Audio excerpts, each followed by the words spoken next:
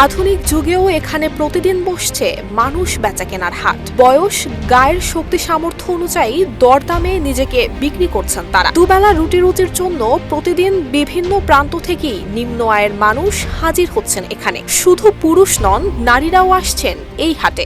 কাজের stand, labour stand, এখানে প্রতিদিন সকালবেলা করে আসে, মহাজনরা আসে দুজন একজন যে যেরকম পারে 8 জন 10 জন যতটুকু লেবারের প্রয়োজন হয় ততটুকু নিয়ে যায়।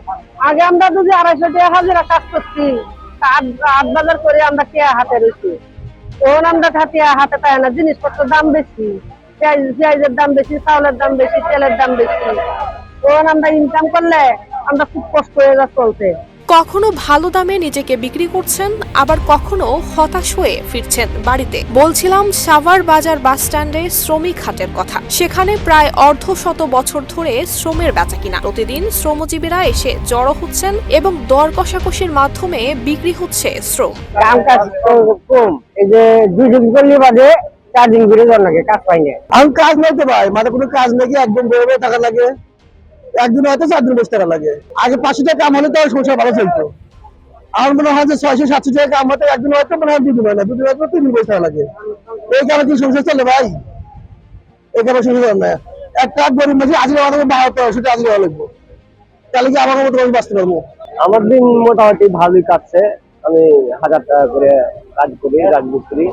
খোঁজ নিয়ে জানা গেছে, ঢাকা আরিচা মহাসড়কের আরিচামুখী লেনে সাভারের সিটি সেন্টারের সামনে বসে শ্রমজীবী মানুষের হাট। হাটে অন্তত 2 শতাধিক মানুষ টাকার বিনিময়ে উপজেলার বিভিন্ন এলাকায় কাজ করে। দক্ষিণ এবং উত্তর অঞ্চলের মানুষ সহ দেশের বিভিন্ন অঞ্চলের নিম্ন আয়ের মানুষ ছুটে আসেন শ্রমজীবী মানুষের হাটে। 1 মে জাতীয় শ্রমিক দিবস।